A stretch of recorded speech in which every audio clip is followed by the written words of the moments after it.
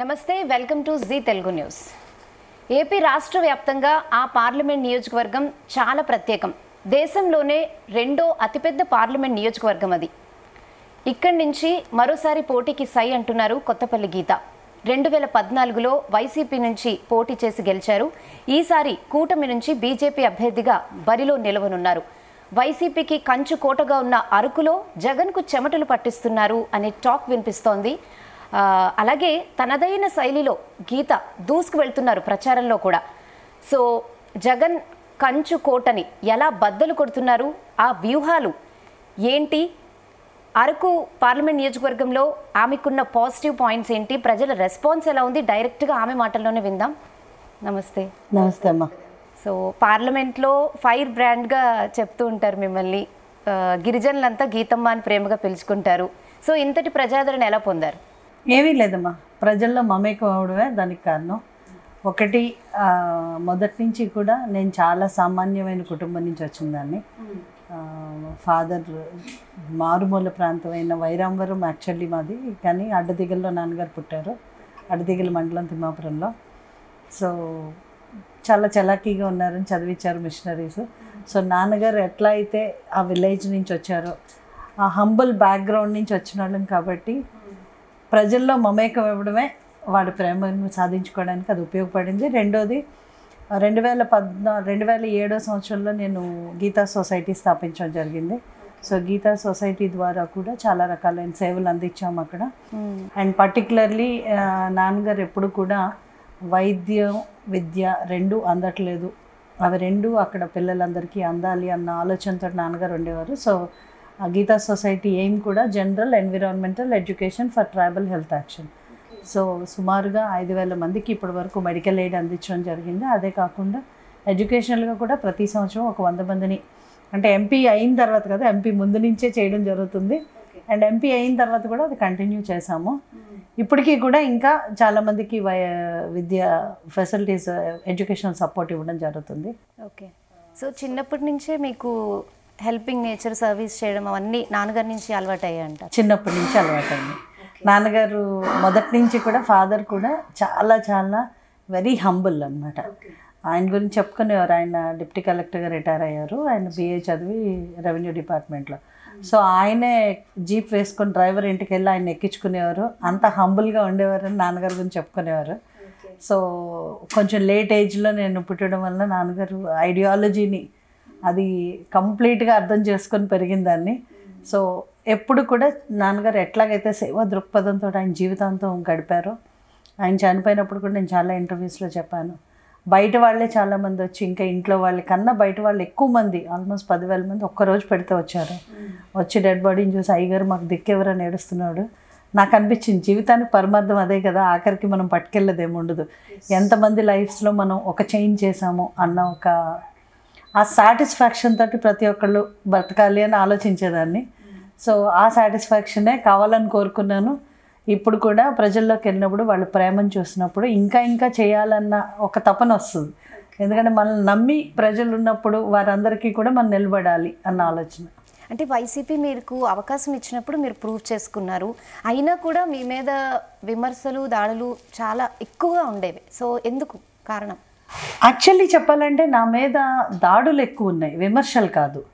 దాడులు అంటే ఏదో రకమైన, అంటే నా మీద అవినీతి ఆరోపణలు లేవు. సో నా మీద ఇంకా ల్యాండ్ కబ్జాలు చేసామని కానీ, స్కాములు చేసామని కానీ ఇట్లాంటివి ఏమీ లేవు.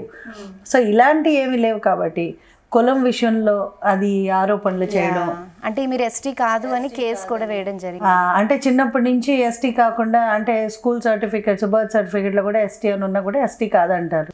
అది ఏంటంటే అదొక ఆరోపణ. అప్పుడు మీకు చాలా ఇబ్బందులు వస్తుంటాయి. అంటే ఇప్పుడు everybody's life is about some struggle. So ఏదో ఒక స్ట్రగుల్లో ప్రతి మనిషి ఏదో ఒక స్ట్రగుల్ ఉంటుంది. అట్లాగే నాకేంటంటే ఎదుగుతున్న చెట్ల మీద రాళ్ళు పడతాయి అన్నట్టు, ఫ్రాంక్లీ స్పీకింగ్ నాకు అలవాటు అయిపోయింది. కొన్ని ఏంటంటే వీళ్ళు కామెంట్స్ చేస్తూ ఉంటారు, దాన్ని ఎదుర్కొంటూ ఉంటాం. అంటే దట్ ఈజ్ లైఫ్ కదా, end of the day that is life.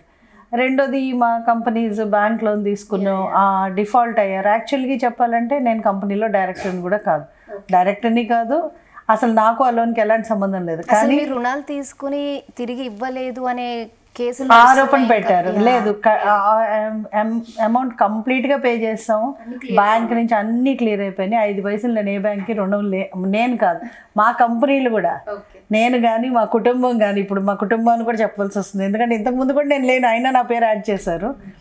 మా కుటుంబం అప్పుడు బ్యాంక్కి, మా కంపెనీస్లో మా హస్బెండ్కి సంబంధించిన కంపెనీస్ బ్యాంక్లోనే ఉండేది. ఇప్పుడు అది కూడా క్లియర్. ఫ్రాంక్లీ చెప్పాలంటే నేను కానీ మా కుటుంబం కానీ బ్యాంక్లోనే 5 పైసలు మాకు లేదు ఇప్పుడు. సో అది కూడా ధీమాగా చెప్పగలను. అది కూడా లేట్ అయింది, కట్టకపోవడం అని కాదు కానీ కట్టడం లేట్ అయింది. మేము ఏం చేసామంటే చిన్న మిస్టేక్ చేసాం, తీసుకున్నప్పుడు లాంగ్ టర్మ్ తీసుకుని ఉంటే ఆ ప్రాబ్లం లేకపోను. మేము అది జాయింట్ వెంచర్ అయిపోయింది కదా, కట్టేద్దామని షార్ట్ టర్మ్ లోన్ 3 monthsకి తీసుకున్నాం. ఎవరన్నా లోన్ అట్లీస్ట్ 3 years 5 years తీసుకుని ఉంటే ఇంత ప్రాబ్లం లేకపోను. అసలు ఆ ఆలోచన కూడా లేదు లాంగ్ టర్మ్ తీసుకోవాలని. వెరీ షార్ట్ టర్మ్ తీసుకున్నాము, డిఫాల్ట్ అయింది. దాని కారణంగా తొందరగా డిఫాల్ట్ అయింది. ఎక్కడ దొరుకుతారని చూస్తూ ఉంటారు. సో అట్లాగా ఇబ్బంది పెట్టిన సందర్భాలు ఉన్నాయి. But by God's grace everything is clear right now. అయినా సరే ఆరోపణలు చేసే వాళ్ళు చేస్తూ ఉంటారు ఆల్ లైఫ్. అయినా కూడా మీరు స్మైల్ చేస్తూ ఇలా ఎదుర్కొంటున్నారు. అంతే కదా, end of the day that's important, how you take it is important. Okay, అంటే సైకలాజికల్గా మీ మీద ప్రెషర్ ఉంటుంది కదా, అంటే మీరు సర్వీస్ చేయాలి ఒకవైపు, మళ్ళీ ఈ విమర్శలన్నీ తీసుకోవాలి, వీటిని తిప్పి కొట్టాలి, ఎలా ఉంటుంది ఇదంతా అసలు? అంటారు కదా, a strong women builds a fort with the stones thrown on her అని. అలాగా నా మీద వేసిన రాళ్ళన్నిటితోటి నేను ఒక ప్యాలెసే కట్టాను. సో బియాండ్ ఎ పాయింట్ చెప్పాలంటే ఈ ఆరోపణలు అన్నవి ఒక మనిషిని ఇంకా స్ట్రాంగ్ చేయడానికి రావాలి కానీ వీక్ చేయడానికి రాకూడదని నేను నమ్ముతాను. Everyone we fight our own battle in life, but we have to look it in a positive way. ఎట్లా పాజిటివ్గా తీసుకుంటాం దాన్ని. ప్రతి ఒక్కళ్ళు చేసే ఒక ఆరోపణ మనం అంటే భయం ఉండి చేస్తారు. ఫర్ ఎగ్జాంపుల్ నిన్న నా నామినేషన్ పేపర్స్ 10 మంది అపోజ్ చేస్తూ, ఎవరి గురించి ఎవరు మాట్లాడలేదు కానీ 10 మంది అపోజ్ చేస్తూ నించున్నారు. దాని అర్థం ఏంటంటే everybody is scared of me, simple. దానికన్నా ఏమి రీజన్ చాలా ట్రై చేస్తారు. That is the reason. నేను ట్రై చేస్తారు, లేకపోతే ఆపడానికి ట్రై చేయరు కదా. ఏముంది 100 మంది వేస్తారు, దాని గురించి పెద్ద ఏం పాటించుకోరు ఎవరు. అంటే కొంచెం మీకు అంటే లైక్ కొంచెమైనా ఒక ఉంటుంది కదా బాధ, ఆ టైంలో కూడా ఇట్లా అవుతుంది అని. అంటేనమ్మా సి లైఫ్లో ఆరోపణలు ఎదుర్కోవడానికి భయపడిన వాళ్ళు ఎవరు ఎదిగినట్టు నేను చూడలేదు. సో నాకు భయం అన్నది ఐ డోంట్ నో, భయం అన్నది నేను ఎప్పుడు చూడలేదు. నేను భయపడిన, అసలు దేనికి భయపడిన. ఎందుకంటే అన్నిటికన్నా పెద్ద భయం చావు. అది వస్తే ఎలాగ మనం చేయి అడ్డు పెడితే వస్తాను ఇప్పుడేం చెప్పడానికి ఉండదు. We have to go as it is, ఎట్లా ఉన్నవాళ్ళు. సో అంతకన్నా పెద్ద భయం లైఫ్లో ఏది ఉంటుంది. దానికి నేను భయపడలేదు, ఎందుకంటే ఎనీ డే ఐమ్ రెడీ అంటాను. ఎందుకంటే లైఫ్లో ఎప్పుడు కూడా మనం ఎంత సాటిస్ఫైడ్గా బతికాం, దిస్ డే ఈజ్ ఇంపార్టెంట్. ఈరోజు ఎలా ఉన్నాం, రేపు అన్నది ఎవరికైనా కలే. Nobody knows what will happen tomorrow. So నేనైతే I live for the day and I live to my satisfaction. And frankly speaking చెప్పాలంటే I thank God has given me everything in life, all happiness. I have an excellent family behind me supporting me for everything, and I have people's love. That is more important than anything else, and I have God's blessings. Blessed woman anamata aithe. Frankly speaking, very blessed. Okay. అంటే YCP కంచుకోటగా Araku చెప్పుకుంటున్నారు. మరి ఆ కంచుకోటని బద్దలు కొట్టడం easy అయినా మీకు? I'll tell you అమ్మా, నేను వైసీపీ నుంచే పోటీ చేశాను ఇంతకుముందు. వైసీపీ కంచుకోట అనడం కన్నా మా కాన్స్టిట్యున్సీ బేసికలీ కాంగ్రెస్కి కంచుకోట. ఎందుకంటే వైఎస్ రాజశేఖర రెడ్డి గారు చాలా మంచి చేశారు. ఫస్ట్ యాక్చువల్లీ చెప్పాలంటే ఎన్టీ రామారావు గారు చాలా మంచి చేశారని ప్రజలు నమ్మారు. తర్వాత 10 సంవత్సరాలు రాజశేఖర రెడ్డి గారి పవర్లో, అంటే కాంగ్రెస్ గవర్నమెంట్ ఉన్నప్పుడు చాలా మంచి జరిగిందని పర్టికులర్లీ ఎస్టీ ఎస్సీస్ రాజశేఖర రెడ్డి గారిని నమ్మారు. అదే నమ్మకం అక్కడి నుంచి కొంచెం గిరిజనుల్లో ఉంది అన్నమాట వాస్తవం ఫస్ట్ నుంచి. బట్ నేను వచ్చినప్పుడు, అది జగన్మోహన్ రెడ్డి గారు వచ్చినప్పుడు, ఒక ఫ్యాన్ గుర్తు ఎలా వెళ్తుంది లోపలికి అన్నప్పుడు 1 year మేము వర్క్ చేసాము. కానీ ఫ్యాన్ గుర్తు లాస్ట్ 2 months ఇచ్చింది. 2 monthsలో కూడా వర్క్ చేసి రాజశేఖర్ రెడ్డి గారి మీద ఉన్న అభిమానాన్ని ప్రజల్లోకి వైఎస్ఆర్సీపీ ఓటుగా కన్వర్ట్ చేయడంలో మేము కష్టపడ్డాం, ఫ్రాంక్లీ స్పీకింగ్ ఆ టైంలో. సో 5 సంవత్సరాలు ఉన్నప్పుడు వైఎస్ఆర్ నుంచి గెలిచినా కూడా, నేను వైఎస్ఆర్తో డిఫర్ అయినా కూడా ఎవరైతే లీడర్స్ ఉన్నారో వాళ్ళకి డిఫరెంట్ అని తెలుసు కానీ ప్రజలకు తెలియదు. ప్రజలకి చాలా కాలంగా అసలు నేను డిఫర్ అయ్యానన్న విషయం ఈ రోజుకి కూడా కొత్తపల్లి గీత అంటే ఓ ఫ్యాన్ గుర్తు కదా అన్న ఆలోచనలో ఇప్పటికీ ప్రజలు ఉన్నారు. ఇన్ఫ్యాక్ట్ బికాజ్ చాలా రకాలైన అక్కడ డెవలప్మెంట్ కానీ ఏ ఊరు వెళ్ళినా ఇప్పుడు అనిపిస్తూ ఉంటుంది నేనే నిజంగా ఇంత చేశానా అని. ఎందుకంటే నాకు కూడా తెలియని ఈ రోడ్డు మీరే వేశారమ్మా, ఈ వాటర్ ట్యాంక్ మీరే ఇచ్చారమ్మా, ఈ అంబులెన్స్ మీరే ఇచ్చారమ్మా, మీరు ఎల్ఈడి లైట్స్ మీరే ఇచ్చారమ్మా, హాస్పిటల్లో గీజర్స్ ఫెసిలిటీ మీరే ఇచ్చారమ్మా, శ్మశానానికి రోడ్డు ఇచ్చారమ్మా, ఇట్లా చెప్తుంటే ఒక్కొక్కటి చెప్తుంటే నాకు ఒక్కోసారి అనిపిస్తుంది నేను అంటే అప్పుడు అంత ఎక్స్పీరియన్స్ లేదు కాబట్టి నోట్ చేసుకోవాలా, ఎవరు వచ్చి ఏది అడిగితే అది చేసి పెట్టేదాన్ని. కానీ I didn't make a mention of అంటే నా రికార్డులో ఉంటుంది కానీ నా దగ్గర యాక్చువల్లీ డీటెయిల్స్ అన్నీ ఎవరెవరికి ఇచ్చామన్నది లేదు. కానీ ఒక రకంగా చెప్పాలంటే అపొలిటికల్గా వర్క్ చేశాను because I was not associated much with YSR. కాకపోతే వైఎస్ఆర్లో నాతో పనిచేసిన వాళ్ళకి పనిచేసా, at the same time TDP BJP ఎవరు వచ్చినా సరే ఎవరికి ఏ రిక్వైర్మెంట్ ఉంటే దానికోసం పనిచేశాను. సో ఒక రకంగా చాలా సాటిస్ఫాక్షన్ ఇస్తుంది. అండ్ ఇప్పుడు మీరు చెప్పిన వైఎస్ఆర్ కంచుకోట ఎందుకు అయిందంటే మనం కూడా అట్లా వర్క్ చేసాం ఆ రోజు. తర్వాత ఒక్క ఛాన్స్ అని వచ్చారు జగన్, ఆ ఒక్క ఛాన్స్ కూడా ఇచ్చి చూశారు. కానీ ఈరోజు గిరిజనులు కంప్లీట్గా మోసపోయాము అన్న భావన ఎవ్రీ గిరిజనులో ఉందమ్మా. ఇంతకు ముందులాగా లేరు. ఎందుకు లేరంటే 7 ఎంపీల్లో 7 ఎమ్మెల్యేలు గెలిచారు అక్కడ. కానీ ఒక్క ఎమ్మెల్యే కూడా ఒక్కసారి కూడా చీఫ్ మినిస్టర్ని కలవాల. ఓకే, సీఎం గారు వీళ్ళకి అపాయింట్మెంట్ పర్సనల్గా ఒక్కసారి కూడా ఇవ్వాల. అంటే ఒక్క సమస్య కూడా ఇక్కడి నుంచి అక్కడికి వెళ్ళాలా ఒక్కటి కూడా తీర్చలేదు. కంప్లీట్గా చెప్పాలంటే ఈరోజు పట్టాలు లేవు, పట్టాలు ఇవ్వలేదు, ఎంతోమందికి పెన్షన్లు తీసేశారు, ఒక్క ఇల్లు ఇవ్వలేదు, మంచినీటి సౌకర్యం కల్పించలేదు, రోడ్లు మేము ఎక్కడ వేసిన గొంగలు అక్కడే ఉంది. ఎన్హెచ్ తెచ్చుకున్నా అంటే నేను తెచ్చుకున్నాను, మెడికల్ కాలేజ్ నేను తెచ్చుకున్నాను, టూరిజంగా డెవలప్ చేయడానికి గ్లాస్ ట్రైన్ నేను తెచ్చుకున్నాను. ఈ ఎంపీ ఏం చేశారు 5 సంవత్సరాలు అంటే ఏమీ లేదు, జీరో. సో ఎప్పుడైతే జీరో ప్రజల్లోకి ఏమీ చేయట్లేదు అన్న భావన వెళ్తుందో అంటే కొన్నాళ్ళు ఈ కోవిడ్ వచ్చింది దానికోసం కొన్ని బాధపడ్డారు ఓకే, కానీ అస్సలు ప్రజల్లోకి వెళ్ళని లీడర్స్ ఎవరైనా ఉన్నారంటే పర్టికులర్లీ ఇప్పుడున్న వైఎస్ఆర్సీపీ లీడర్స్. సో జగన్ గారి మీద ఉన్న నెగిటివిటీ ఒక స్థాయిలో ఉంటే అక్కడ లోకల్ లీడర్స్లో కూడా ఒకసారి పుష్పశ్రీవాణి డిప్యూటీ సీఎం చేశారు, ఒకసారి రాజన్న దొరగారు డిప్యూటీ సీఎం చేశారు, ఇప్పుడు ప్రస్తుతం ఉన్నారు. కానీ డిప్యూటీ సీఎంకి ఉండవలసిన పవర్స్ లేవు, అట్ ద సేమ్ టైం ప్రజలకు చేయగలిగింది లేదు. ఐఎమ్ నాట్ సెయింగ్ చేయలేదని, అసలు చేయలేరు బికాస్ వాళ్ళకి పవర్స్ కూడా లేవు. బేసికలీ ఎవరికి ఓన్లీ ఆ డిప్యూటీ చీఫ్ మినిస్టర్ అనేది అలంకారం.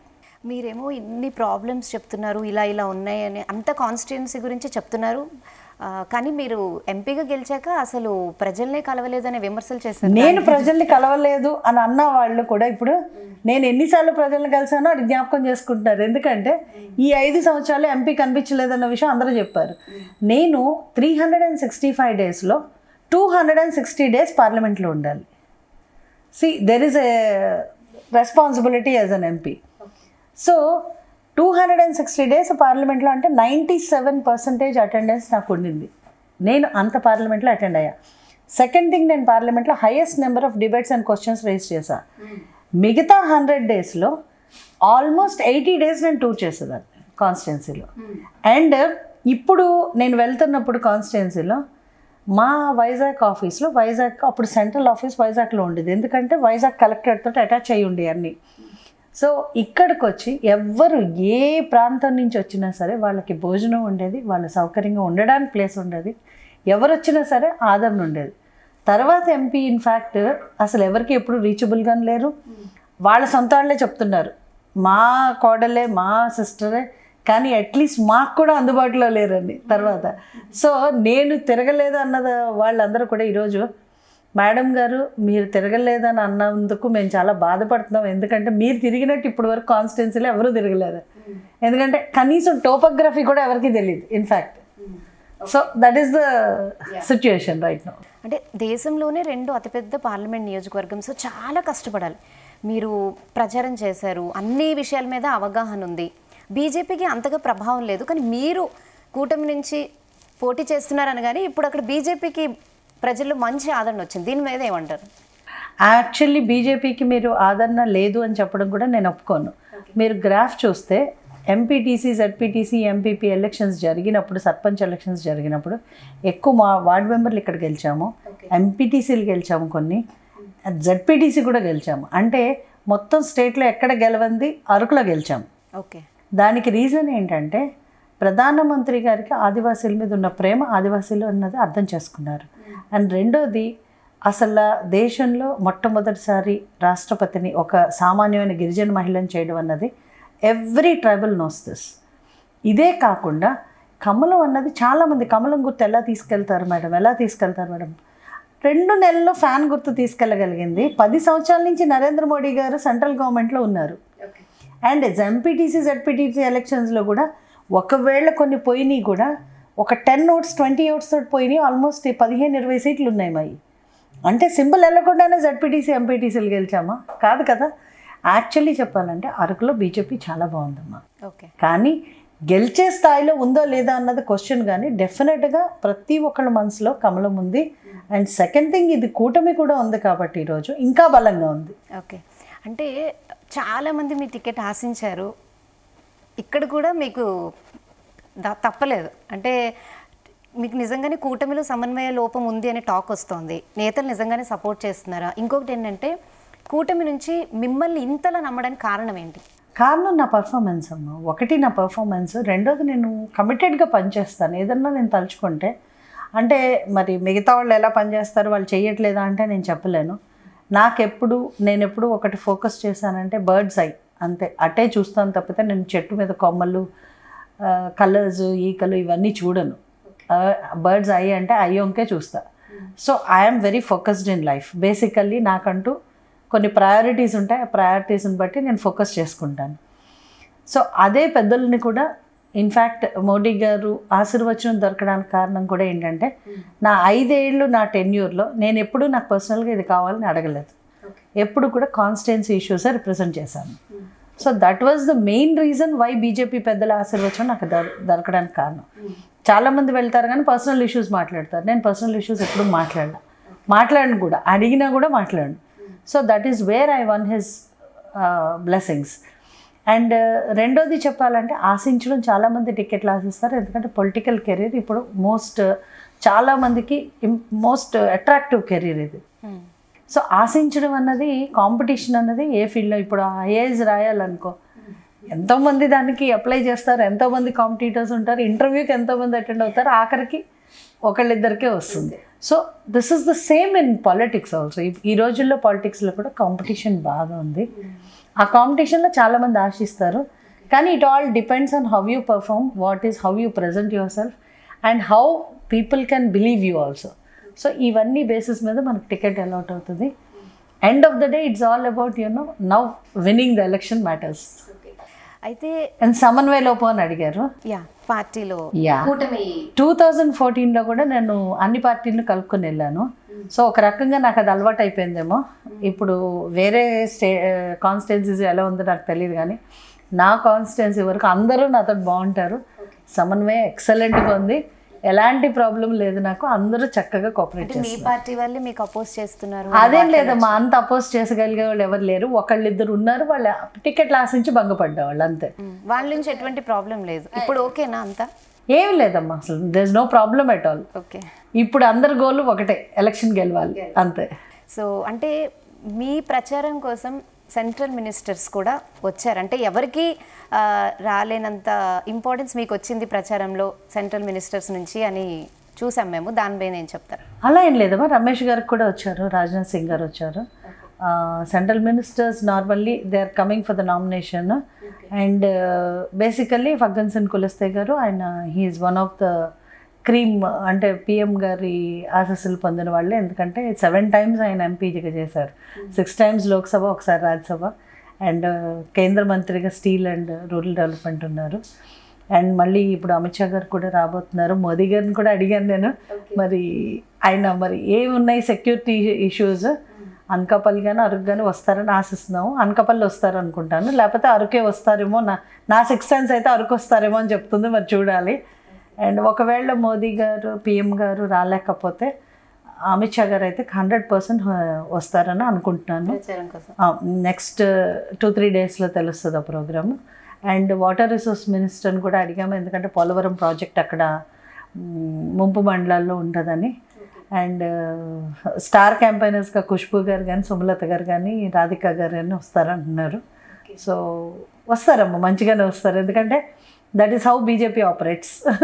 ఇంకా బిజీగా అయిపోతారు. ఇంకా అంటే ఈ 10 days కొంచెం బిజీ అమ్మా, కొంచెం బిజీ. అంటే మేజర్గా ఎలాంటి ప్రాబ్లమ్స్ మీరు అబ్జర్వ్ చేశారు? ఇప్పుడు చాలా రోజుల నుంచి ప్రచారంలో ఉన్నారు కదా, సో మేజర్గా ఏం అబ్జర్వ్ చేశారు? మేజర్గా చెప్పాలంటే అమ్మ, ట్రైబల్ ఏరియాస్లో ఇప్పటికీ కూడా సప్లాన్ నిధులు వస్తాయి. సప్లాన్ నిధులు కరెక్ట్గా కానీ ట్రైబల్స్కి ఉపయోగపడితే ప్రతి ఒక్కరి లైఫ్ సెట్ అయిపోతుంది. కానీ ఆ నిధుల డైవర్షన్ వల్లనే ఇప్పుడు అన్ని ప్రాబ్లమ్స్ వస్తున్నాయి. ఆ నిధుల డైవర్షన్ వల్లనే ఫ్రాంక్లీ చెప్పాలంటే అన్ని ఓవరాల్ లైవ్లీహుడ్స్ అంతా కూడా ఎఫెక్ట్ అయిపోతున్నాయి. అది మెయిన్ రీజన్. సెకండ్ థింగ్ ఏంటంటే ఇప్పటికీ కూడా ఇష్యూస్ అన్నీ కూడా they are based on minimum amenities. అక్కడ సరి అయిన వైద్యం అందకపోవడం మీరు చూస్తే ఇప్పటికీ డోల మోతలు, తర్వాత రోడ్ సౌకర్యాలు సరిగ్గా లేకపోవడం. రోడ్ లేకపోతే కనెక్టివిటీ ఉండదు, కనెక్టివిటీ లేకపోతే ఫోన్స్ వెళ్ళవు. అండ్ ఇప్పుడు చాలా వరకు మేము ఉండగా శాటిలైట్ ఆల్మోస్ట్ లైక్ టవర్స్ చాలా వరకు వేయించాం. సో టవర్స్ ఇంకా మిగతాయి కొన్ని ఉన్నా కూడా అది నెక్స్ట్ 2-3 monthsలో కంప్లీట్ అయిపోతాయి ఆల్రెడీ టవర్స్ అన్నీ కూడా. సో కనెక్టివిటీ స్టార్ట్ అయితే మిగతా అన్ని కనెక్టివిటీస్ కూడా లైన్లోకి వస్తాయి. సో ఫస్ట్ లైవ్లీహుడ్, సొంత ఇంటికల్లా నెరవేర్చాలి, వైద్యం అటెండ్ అవ్వాలి, యువతకి ఉపాధి కల్పించడంలో సహకరించాలి. అండ్ 4th మహిళా సాధికారత. ఈ 4 మీద కాన్సన్ట్రేషన్ చేస్తుంది. సో ఇప్పుడు మీకు ఆల్రెడీ పోటీ చేసి గెలిచిన ఎక్స్పీరియన్స్ ఉంది, అధికార పక్షం నుంచి వచ్చే వాళ్ళకి ఎక్స్పీరియన్స్ లేదు, కొత్తగా టికెట్ వచ్చింది. సో ఎలా ఎదుర్కోబోతున్నారు? ఎదుర్కోవడానికి పెద్దగా ఏం లేదమ్మా, యాజ్ ఇట్ ఈస్ చెప్పాలంటే. బికాజ్ యాజ్ ఇట్ ఈస్ ఎమ్మెల్యేగానే అసలు ఎప్పుడు జగన్మోహన్ రెడ్డి గారు అపాయింట్మెంట్ ఇచ్చిన పరిస్థితి లేదు. ఎమ్మెల్యేగా ఆయన పనికిరాడని జగన్మోహన్ రెడ్డి గారే డిసైడ్ చేశారు. మరి వాళ్ళ కోడలు ఎలా పనికొస్తుందో ఎంపీగా నాకైతే తెలియదు. అండ్ ఆయన మీద చాలా ఆరోపణలు ఉన్నాయి. అక్కడ ఎవరిని అడిగినా చెప్తారు. ఇవాళ ఎవరో చెప్తున్నారు, ప్రతి రిసార్ట్ అక్కడ కట్టిన ప్రతి రిసార్ట్ని బ్లాక్మెయిల్ చేసి డబ్బులు ఎలా వసూలు చేశారు, ఎలాగ ఇల్లీగల్ మైనింగ్ చేశారు. అక్కడ ఆయనకున్న దాని గురించి ఇప్పుడే ఇవాళ ఎవరితో మాట్లాడాను, చెప్తున్నారు మేడం మీరు ఇవన్నీ మాట్లాడాలి, ఎందుకంటే చాలా చాలా నెగిటివిటీ ఇక్కడ ఉంది. ఆయన మీద ఉన్న నెగిటివిటీ అట్లీస్ట్ వాళ్ళ కోడల మీద కంప్లీట్గా పడుతుంది. మీరు అది కూడా ఎత్తకపోతే ఎంతసేపు మీరు ఓన్లీ సెంట్రల్ విషయంలో మీరు ఏమి ఇస్తున్నారు అన్న దాని గురించి మాట్లాడుతున్నారు, కానీ ఇక్కడ జరుగుతున్న అన్యాయం గురించి మీరు మాట్లాడట్లేదు, మీరు మాట్లాడి తీరాలి అని ఇవాళే ఎవరో అన్నారు. నార్మల్లీ నేను ఒకళ్ళ మీద నిందలేను, నేను వెళ్ళిపోతాను. కానీ ఈవేళ తెలిసిన విషయం ఏంటంటే చాలా రకాలైన ఆరోపణలు ఉన్నాయి. అక్రమ మైనింగ్ ఉంది, చనిపోయిన వాళ్ళ సంతకాలు పెట్టించి ప్రాపర్టీస్ వేరే వాళ్ళకి రిజిస్టర్ చేయించారన్న ఆరోపణలు ఉన్నాయి. కబ్జాలు చేస్తున్న దాన్ని ఎలా నివారిస్తారు? ఎక్కువగా కబ్జాల గురించి వింటున్నాం, ఈ ఆరోపణలు ఎక్కువ ఉన్నాయి. నెక్స్ట్ మనం ఎట్లాగన్నా టేకప్ చేసిన తర్వాత కబ్జా జరిగిన కేసెస్ అన్ని టేకప్ చేసి ఎవరిది వాళ్ళకి ఇప్పించాలి. ఎందుకంటే ట్రైబల్ ల్యాండ్స్ పాత అన్ని రివైవ్ చేయించాలి, రికార్డ్స్ కరెక్ట్ చేయాలి, లేకపోతే అది అవ్వదు. రెండోది ఏంటంటే ఎవరెవరైతే ఈరోజు పర్టికులర్లీ గిరిజన యువకుల్ని గంజాయి కోసం వాడుకుంటున్నారో ఆ కింగ్ పిన్స్ మీద ఎంక్వైరీ చేసి వాళ్ళు బయటకు తీయాల్సిన అవసరం ఉంది. అండ్ నేను లాస్ట్ టైం ఎంపీగా ఉన్నప్పుడు కూడా ఈ గంజాయి మీద ఫైట్ చేశాను. సో దాని మీద కూడా ఆ ఫైట్ని ఇంకా ముందుకు తీసుకెళ్ళి సెంట్రల్ నుంచే నేను డెఫినెట్గా యాక్షన్ అడగాలి. ఎందుకంటే లాస్ట్ టైం నేను చాలా గంజాయి మొక్కలన్నిటిని కాల్పించడం జరిగింది. ఇప్పుడు మళ్ళీ అది చాలా విచ్చలవిడిగా కల్టివేషన్ సాగుతుంది, చాలా దారుణమైన పరిస్థితి ఉంది. సో కరెక్ట్ చేయవలసిన సిచ్యుయేషన్స్ ఉన్నాయమ్మా, టైం పడుతుంది, but we have to do. Okay, so గెలుపు ఫైనల్ అంటారు, ఎంత మెజారిటీ ఎక్స్పెక్ట్ చేస్తున్నారు? మెజారిటీ అంటే నేను ఎప్పుడు 2 లక్షల పైన అని చెప్తున్నాను. బట్ ద థింగ్ ఈజ్ ప్రజలు ఆశీర్వదించాలి, ప్రజలు కోరుకుంటేనే రాజకీయ నాయకులు ఉంటారు. ఎందుకంటే నేను ఒకటే చెప్తున్నాను, ఈవేళ మీడియా ముఖంగా కూడా ఎప్పుడు నా రెగ్యులర్ ఇంటర్వ్యూస్లో చెప్తున్నాను, ఓటు అన్నది మన జీవితాన్ని శాసిస్తుంది. ఒక్కసారి ఓటు వేసిన తర్వాత 5 సంవత్సరాలు అది మంచో చెడో అనుభవించాలి. ప్రజలు 60 నెలలు కష్టపడ్డారు, గిరిజనులందరూ మోసపోయారు. 60 నెలలు అసలు దుర్మార్గపు కేసులు కూడా పెట్టారు, చాలా రకాలైన ఇబ్బందులకు గురి చేశారు. సో నెక్స్ట్ 60 నెలలు హ్యాపీగా ఉండాలంటే ఓటు ఉపయోగించుకోండి. డెఫినెట్గా మీ జీవితానికి ఎవరు మంచి చేస్తారో నరేంద్ర మోదీ గారి నాయకత్వంలో ఈరోజు కూటమి ముందుకెళ్తుంది కాబట్టి ప్రతి ఒక్కళ్ళు కూడా కూటమి అభ్యర్థుల్ని ఆశీర్వదించాలని చెప్పి కోరుకుంటున్నాను. అంటే చివరిగా అరకు పార్లమెంట్ నియోజకవర్గ ప్రజలు కొత్తపల్లి గీతకే ఎందుకు ఓటేయాలంటే ఏం చెప్తారు? అనుభవం, అట్ ద సేమ్ టైం ఒక ప్రణాళికబద్ధంగా నేను పనిచేస్తాను. రెండోది ఒక డిసిప్లిన్తో పనిచేస్తాను. అండ్ కంప్లీట్గా నా లైఫ్లో నేను ప్రజాసేవకు అంకితం చేసుకున్నాను. నాకు ఫ్యూచర్లో ప్రజాసేవ లేకపోతే ఇంక రిటైర్మెంట్ తీసుకోవడమే తప్పితే నేను వేరే ఆలోచన కూడా నాకు లేదు. ఎందుకంటే నాకు అవసరం కూడా లేదు. ఇన్ఫ్యాక్ట్ చెప్పాలంటే కంప్లీట్గా డెడికేటెడ్గా నాలెడ్జ్ తోటి నేను గిరిజన సమస్యలను రిప్రజెంట్ కరెక్ట్గా చేయగలను. అండ్ పర్వతం లాంటి బీజేపీ పార్టీలో నేను ఉన్నాను. ఈరోజు మన కాన్స్టిట్యున్సీకి ఏం కావాల్సి వచ్చినా అరకుకి కేంద్ర ప్రభుత్వ నిధులతోటే ఇక్కడ జరుగుతాయి కాబట్టి కేంద్ర పార్టీ బీజేపీకి ఆశీర్వదిస్తే ఇక్కడ ఖచ్చితంగా అరకులో ప్రతి ఒక్కరికి మంచి జరుగుతుంది, సొంత ఇంటి కళ నెరవేరుతుంది. అట్ ద సేమ్ టైం ప్రతి ఒక్కళ్ళ జీవన విధానంలోనే మార్పు వస్తుంది.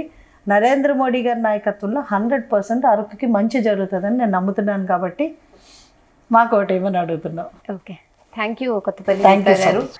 I wish you all the very best. And మేము కూడా మనస్ఫూర్తిగా కోరుకుంటున్నాం కొత్తపల్లి గీత గారు గెలవాలని. Thank you. Thank you. చూసారు కదా, గిరిజన బిడ్డల ప్రతి సమస్యలు తెలిసిన దాన్ని, ఆల్రెడీ ఎక్స్పీరియన్స్ కూడా ఉంది, సముద్రం లాంటి బీజేపీ సపోర్ట్ ఉంది, కూటమి నేతల సపోర్ట్ కూడా ఉంది. సో తప్పకుండా నేనే గెలుస్తా అనే ధీమాతో ఉన్నారు. ఇది chit chat with Kothapalli Geetha. Stay tuned to Zee Telugu news.